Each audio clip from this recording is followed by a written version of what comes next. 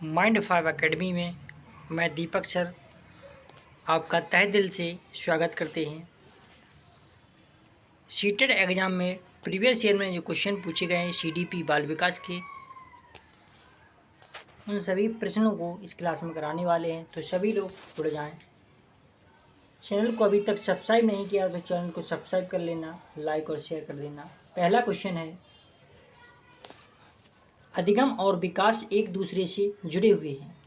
अधिगम और विकास एक दूसरे से जुड़े हुए हैं, ये बात सत्य है। इसके बाद इसका तर्क है, अधिगम विकास के लिए नई स्थितियां सृजित करता है। तो ये भी कथन सही है, कथन और तर्क दोनों ही सही है। तो आंसर इसका ए और आर दोनों सही है। अगला क्वेश्चन,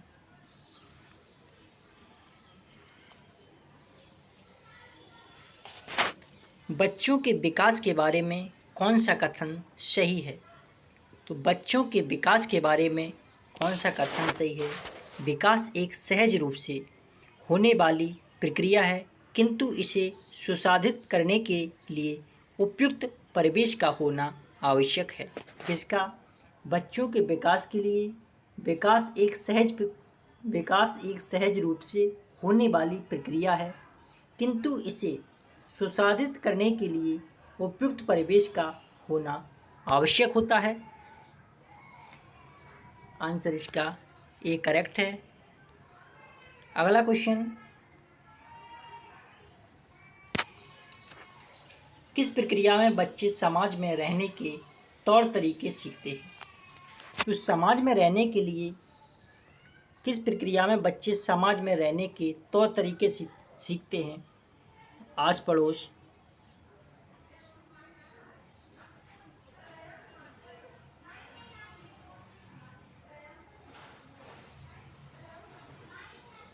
नाते रिश्ते, इन सभी से बच्चे क्या सीखते हैं? सामाजिकरण सीखते हैं। क्या सीखते हैं? सामाजिकरण, सोशलाइजेशन। अगला क्वेश्चन,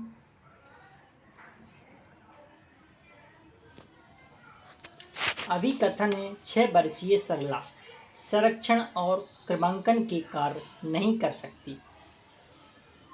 इसका तर्क है, पूर्व संक्रियात्मक में बच्चों को स्थिति के कई पहलुओं पर विचार करने में कठिनाई होती है। इसका कथन है, अभिकथन क्या दिया गया है? 6 वर्षीय, कितनी? 6 वर्षीय सरला संरक्षण और क्रमांकन के कार्य नहीं कर सकती। और इसका जो तर्क है, पूर्व संक्रियात्मक में बच्चों को स्थिति के कई पहलुओं पर विचार करने में कठिनाई होती है। तो ये भी सत्य है। आंसर इसका है ए और आर दोनों सही हैं, और आर ए की सही व्याख्या करता है।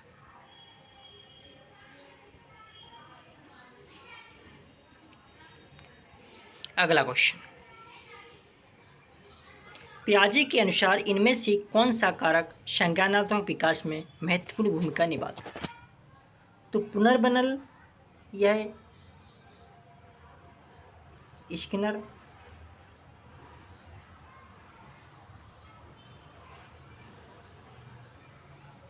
पुनर्बलन क्लार्क हल का कथन है। अनुकरण स्किनर का कथन है। स्किनर का कहना है कि बालक अनुकरण के द्वारा सीखता है। तो पुनर्बलन क्लार्क हल, अनुकरण स्किनर। अनुकूलन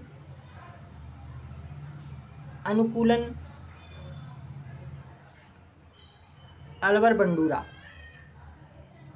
अनुकूलन किसका है? अल्बर्ट बंडूरा का। तो पियाजे के अनुसार निम्न में से कौन सा कारक संज्ञानात्मक विकास में महत्वपूर्ण भूमिका निभाता है? तो गतिविधि, पियाजे के अनुसार गतिविधि। अगला क्वेश्चन, उम्मीद वह चॉकलेट नहीं खाता है जो उसके पिता मेहमानों के लिए लाए हैं, यह सोचकर कि अगर वह पकड़ा जाएगा तो क्या होगा? कोहलबर्ग के सिद्धांत के अनुसार उम्मीद नैतिक विकास के किस चरण में है? कोहलबर्ग ने तीन चरण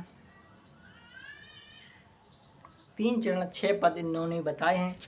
कोहलबर्ग का नैतिक विकास का सिद्धांत है। तो इसके अनुसार उम्मीद वह चॉकलेट नहीं खाता है जो उसके पिता मेहमानों के लिए लाए हैं, सोचकर कि अगर वह पकड़ा जाएगा तो क्या होगा। कोहलबर्ग के सिद्धांत के अनुसार उम्मीद नैतिक विकास की सजा और आज्ञाकारिता विन्यास पर होगा। वह जानता है कि अगर पकड़ा जाएगा तो उसकी पिटाई लगाई जाएगी, इसलिए सजा और आज्ञाकारिता अभिविन्यास के अंतर्गत आता है। अगला क्वेश्चन,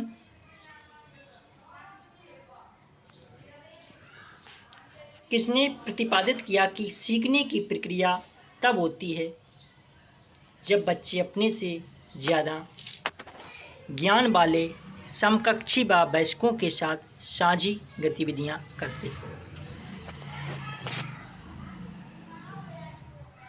स्किनर।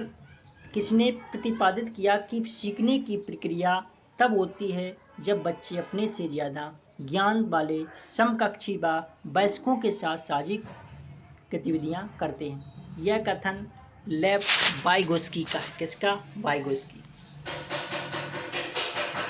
अगला क्वेश्चन, जब एक शिक्षिका एक बच्चे को व्याख्यान देने के बजाय अलग अलग इशारे देकर सही उत्तर की तरफ ले जाती है, तब यह मदद क्या कहलाती है? तब इस मदद को कहते हैं पॉड या ढांचा। इसी को स्कैफोल्डिंग कहते हैं अंग्रेजी में। जब एक शिक्षिका एक बच्चे को व्याख्यान देने के बजाय अलग अलग इशारे देकर सही उत्तर की तरफ ले जाती है, यह मदद करती है। इशारा देना पॉड कहलाता। अगला क्वेश्चन,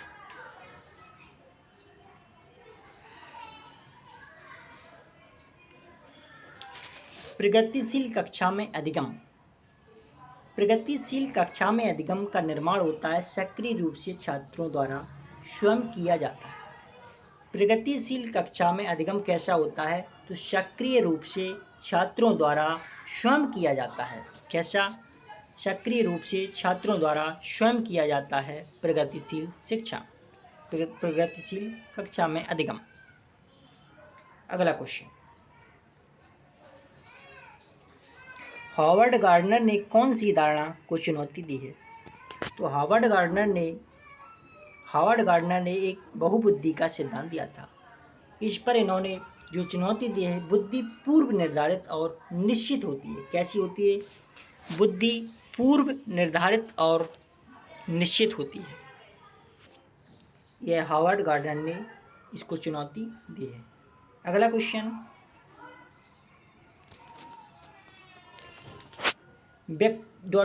वाले व्यक्ति उत्कृष्ट तर्क कौशल, अमूर्त विचार और पैटर्न के आधार पर अनुमान लगाने की क्षमता प्रदर्शित करते हैं। तर्क, गणितीय बुद्धिमत्ता, शारीरिक गति संवेदना, अंतर्वैयक्तिक बुद्धि, भाषाई बुद्धि।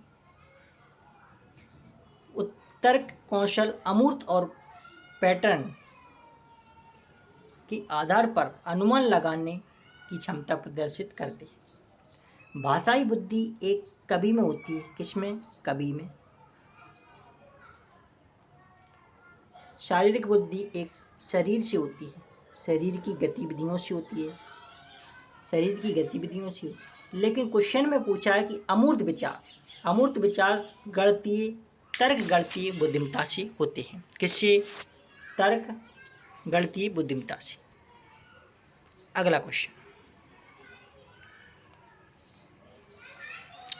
लेव वाइगोस्की सिद्धांतों के अनुसार स्ववाक जो हमारी सोच व व्यवहार को दिशा देता है कहलाता है तथा उसे किया जाना चाहिए।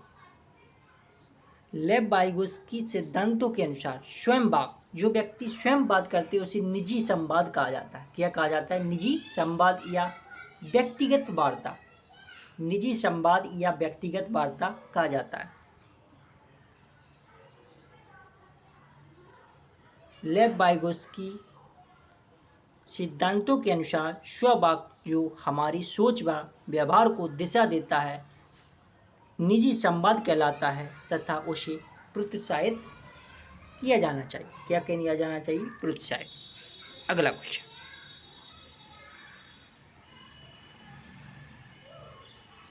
माध्यमिक स्कूल में शिक्षकों को लड़कों को भाषा पढ़ने के बजाय गणित व विज्ञान के विषयों को पढ़ने के लिए प्रोत्साहित करना चाहिए।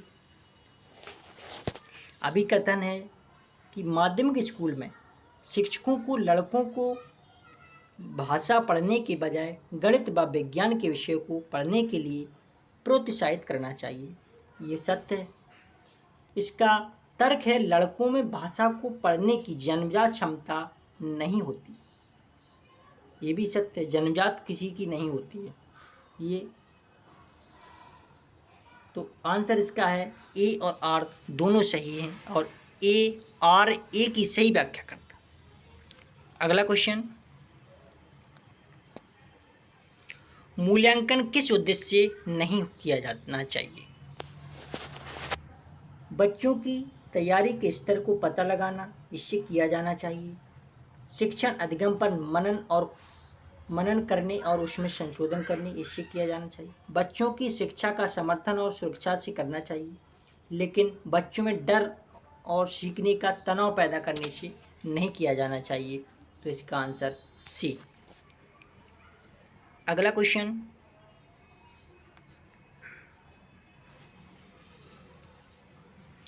एक कक्षा परीक्षण के दौरान एक शिक्षक ने पाया कि अधिकांश छात्रों ने अवधारणा आधारित प्रश्न का उत्तर गलत दिया है। शिक्षक को चाहिए कि वे छात्रों की सोच में वैचारिक चुनौतियों का पता लगाएं और उसके अनुसार पढ़ाएं। एक कक्षा परीक्षण के दौरान एक शिक्षक ने पाया कि अधिकांश छात्रों ने अवधारणा आधारित प्रश्न का उत्तर गलत दिया है। शिक्षक को चाहिए कि वे छात्रों की सोच में वैचारिक चुनौतियों का पता लगाएं और उसके अनुसार पढ़ाएं।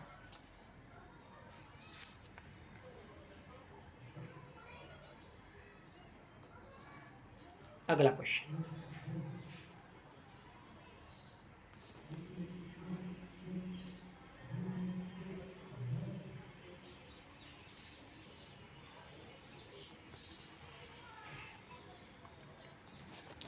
समावेशी शिक्षा के बारे में कौन सा कथन सही है?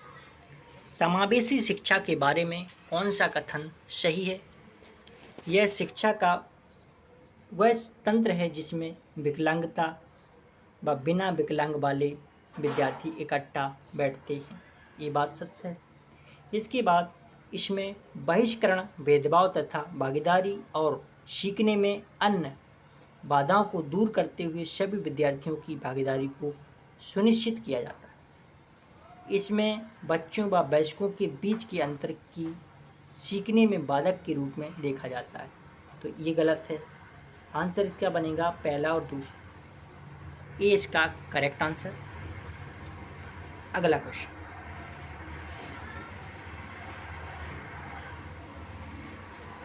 एक शिक्षिका को विविध बच्चों की कक्षा में जिसमें हाशिए पर समुदाय से आने वाले बच्चे भी शामिल हैं, क्या करना चाहिए?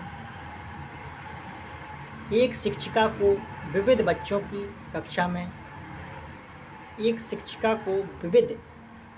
की कक्षा में जिसमें हाशिए पर समुदाय से आने वाले बच्चे भी शामिल हैं, क्या करना चाहिए? उसे मानना चाहिए कि विभिन्नताएं कमियां नहीं हैं। उसे क्या मानना चाहिए? विभिन्नताएं कमियां नहीं हैं। मानना चाहिए कि विभिन्नताएं कमियां नहीं हैं। अगला क्वेश्चन, कौन सी पद्धति एक समावेशी कक्षा में बच्चों के सीखने में सहायक होगी? कौन सी पद्धति एक समावेशी कक्षा में बच्चों के सीखने में सहायक होती? सहयोगात्मक अधिगम, इसको कहते हैं कोलैबोरेटिव लर्निंग। सहयोगात्मक अधिगम। अगला क्वेश्चन, निम्न में से कौन से शिक्षा शास्त्रीय प्रावधान एक विद्यार्थी जिसे गतिमान दिव्यांगता है की जरूरत का अनुकूलन उपयोग समायोजन है? बाधा मुक्त वातावरण को सुनिश्चित करना, ये नहीं। मेज कुर्सी को कम प्रतिबंधात्मक तरीके से रखकर आने जाने को सुगम बनाना, मूल्यांकन की विविध पद्धतियों का प्रयोग करना, ये भी सही है। आंसर इसका सी। अगला क्वेश्चन,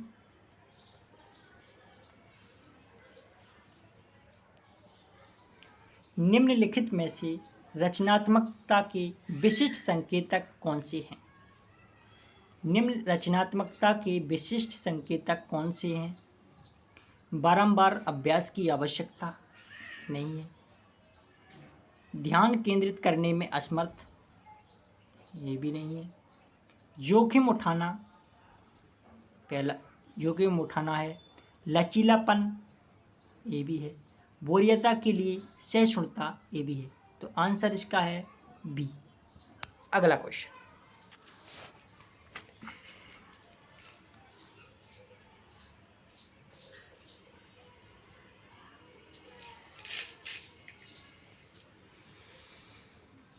एक सामाजिक रचनात्मक कक्षा में शिक्षक को और सामूहिक कार्य को सुगम बनाने के लिए मेज व कुर्सी ऐसी होनी चाहिए, कैसी होनी चाहिए कि गतिशील, जिन्हें खिसकाया जा सके।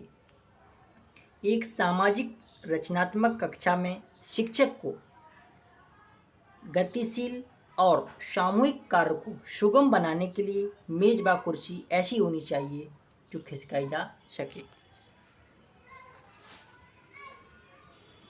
अगला क्वेश्चन,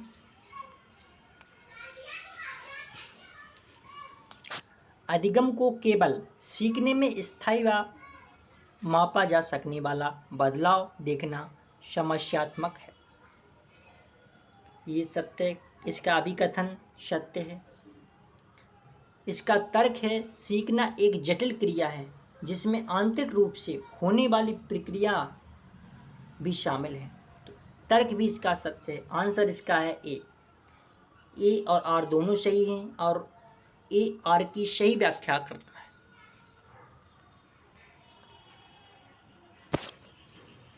अनुभवात्मक अधिगम किस पर जोर डालता है? अनुभवात्मक अधिगम किस पर जोर डालता है? तो अनुभवात्मक अधिगम जो जोर डालता है करके सीखने की महत्वता, किस पर? करके सीखने की महत्वता पर जोर डालता है अनुभवात्मक अधिगम।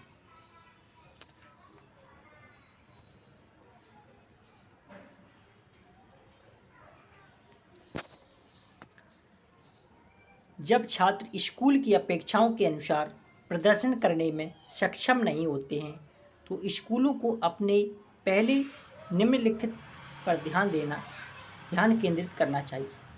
जिस पर? स्कूल और कक्षा का वातावरण लोचाकार, इस पर करना चाहिए। तो आज की क्लास में 24 क्वेश्चन लिए गए थे। आप लोगों ने चैनल को सब्सक्राइब नहीं किया तो चैनल को सब्सक्राइब कर लेना। सीटेट एग्ज़ाम की यहाँ पर प्रिपरेशन कराई जा रही है इस समय। तो अगली क्लास में फिर मिलते हैं, तब तक के लिए सभी लोगों को मेरा नमस्कार, धन्यवाद सभी लोगों के लिए। अगली क्लास में फिर मिलते हैं।